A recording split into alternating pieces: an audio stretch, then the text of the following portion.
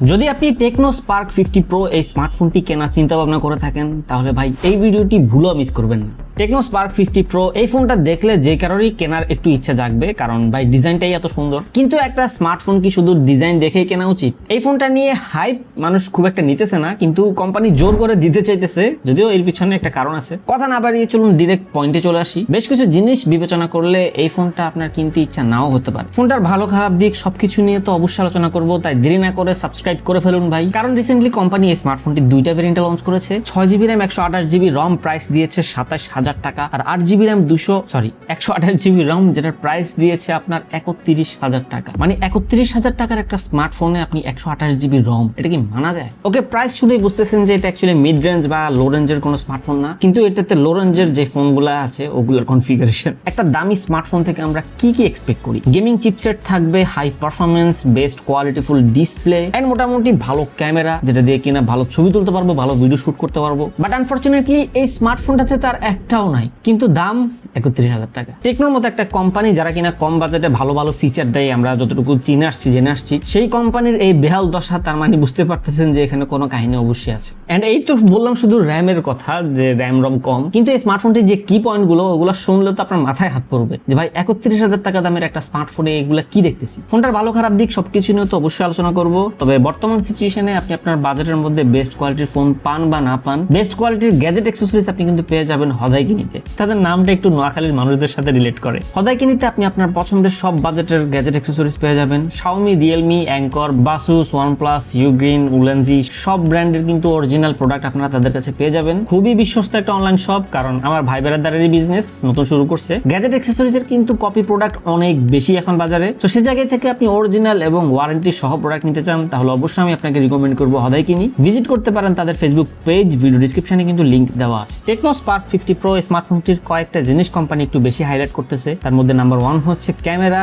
And দ্বিতীয় হচ্ছে design. Obviously ডিজাইনটা বেশ সুন্দর এন্ড ফোনটাও বেশ স্লিম। থিকনেস হচ্ছে মাত্র 7.8 মিলিমিটার এন্ড ওয়েট ডিস্ট্রিবিউশনও ভালো। তার উপর ডিজাইনটা বেশ আই ক্যাচিং। তাছাড়া এটা কিন্তু একটা ওয়াটারপ্রুফ ফোন, মানে IP69 রেটিং দেওয়া আছে। দাম অনুযায়ী অ্যাকচুয়ালি ডিজাইন ম্যাটার না, ম্যাটার করে অ্যাকচুয়ালি কনফিগারেশন। এই 31,000 টাকার স্মার্টফোনটিতে তারা ব্যবহার করছে মিডিয়াটেক হেলিও G100 একটা চিপসেটটা নিঃসন্দেহে ভালো, বাট এই প্রাইস সেগমেন্টে তো এটা কোনোভাবেই ভালো না। তার উপর তারা জোরসোরে মার্কেটিং করতেছে যে এটাতে সনির একটা সেন্সর ব্যবহার করা হয়েছে ক্যামেরাতে, যেটা কিনা সনি LYT600। দেখুন নিঃসন্দেহে এটা একটা ভালো সেন্সর, বাট এই প্রাইস সেগমেন্টে এই লেন্সের সাথে এই ফোনের যে প্রসেসরটা দিছে এটার কম্বিনেশনটা কিন্তু টোটালি যায় না। এন্ড সবচেয়ে হতাশাজনক এই ফোনটাতে যেটা আছে সেটা হচ্ছে এটা ডিসপ্লে। আপনি ফোন হাতে নিলে দেখবেন যে চিন বেজেল অনেক মোটা। এটা যদিও আপনি কনসিডার কোনোভাবে করতে পারেন, কিন্তু আপনার 31,000 টাকা দামের একটা স্মার্টফোন HD+ ডিসপ্লে, যেটা জীবনও কনসিডার করার মতো না অ্যাকচুয়ালি। রিফ্রেশ রেট দিয়ে রাখছে 120 হার্টজ, কিন্তু ওই রিফ্রেশ রেট ধুয়ে গিয়ে আপনি পানি খাবেন যদি আপনার রেজুলেশনই ভালো না থাকে। সনির এই সেন্সরটা নিয়ে যেভাবে তারা মার্কেটিং করতেছে, দেখুন মার্কেটিং পারফেক্ট আছে, কিন্তু এই ফোনের জন্য পারফেক্ট না অ্যাকচুয়ালি এই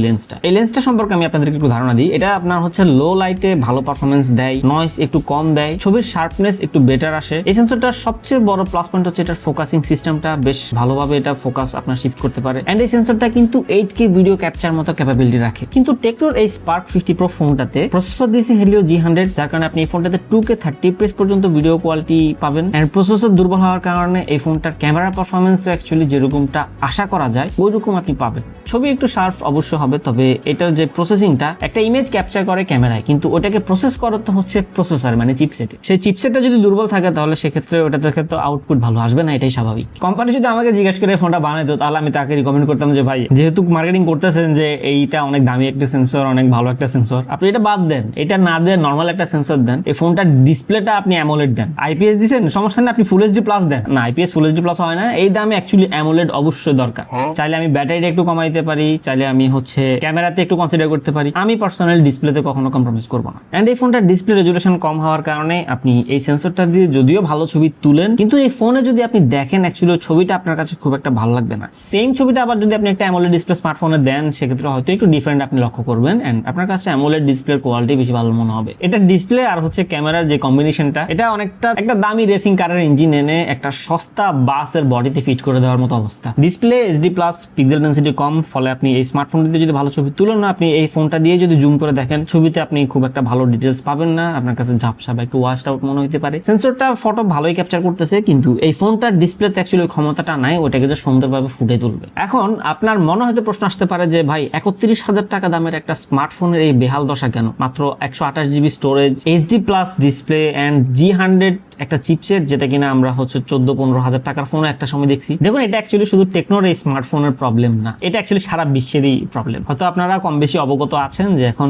র্যাম রমের কিন্তু অনেক পরিমাণ দাম বাড়ছে, যার কারণে আসলে বিশ্ববাজারে স্মার্টফোনের অবস্থা খুবই খারাপ। এন্ড আমাদের বাংলাদেশের কথা যদি চিন্তা করি, তাহলে অন্যান্য ব্র্যান্ডে তো খুব একটা ফোনই লঞ্চ করতেছে না, সে জায়গায় টেকনো মোটামুটি এই ফোনটা লঞ্চ করছে। দোষ যে অ্যাকচুয়ালি ডিরেক্ট তাদের উপর দিয়ে দিব যে ভাই আপনারা 31,000 টাকা দাম একটা স্মার্টফোনটা কি দিচ্ছেন, ওই ওয়েট অ্যাকচুয়ালি নাই, কারণ হচ্ছে এখন সিচুয়েশনটাই খারাপ। এন্ড এমন হতে পারে যে আমরা G100 চিপসেট এই স্মার্টফোনটার দাম এখন দেখতেছি 31,000 টাকা, আগামী 3-4 মাস পর হইতে পারে আবার একটা ফোন লঞ্চ করছে সেম চিপসেট দিয়ে, যেটার দাম 50,000 টাকা। আমাকে যদি প্রশ্ন করেন যে ভাই ফোনটা থেকে ভালো দিক কিছুই না, অবশ্যই আছে, এটা তো ভালো দিক। এটাতে আপনার 6000 mAh এর ব্যাটারির সাথে আপনার 60 ওয়াটের চার্জার দেওয়া আছে। ফোনটাতে আপনার বেশ ভালো কিছু ফিচার আছে, NFC আছে, আয়ার ব্লাস্টার আছে, এবং এটা আপনার IP69 রেটিং দেওয়া আছে। সো ব্যাটারি ব্যাকআপ ভালো অবশ্যই দিবে, তার উপর ব্যাটারি চার্জও তাড়াতাড়ি হবে, ওয়াটারপ্রুফ আছে, এন্ড NFC-টাও অনেকেরই কাজে লাগে এখন বর্তমানে। আর নেগেটিভ সাইড সেটা তো বললামই, পুরো ফোনটাই নেগেটিভ সাইড যদি হিসাব চিন্তা করি, আবার বর্তমান সিচুয়েশন চিন্তা করলে দোষ 100% দেওয়া যায় না তাদেরকে। প্রশ্ন হচ্ছে এখন আপনি কি ফোনটা কিনবেন কিনা? দেখুন, যদি আমি আমার পার্সোনাল ওপিনিয়ন দিই, সেক্ষেত্রে যদি আপনার টাকার প্রবলেম না থাকে, আপনার ফোন হারাই গেছে, আপনি একটা ফোন কিনতে চাচ্ছেন যে কিনবেন কিনা, আমি রিকমেন্ড করবো যে আপনি 30-31 হাজার টাকা দাম দিয়ে এই ফোন না কিনে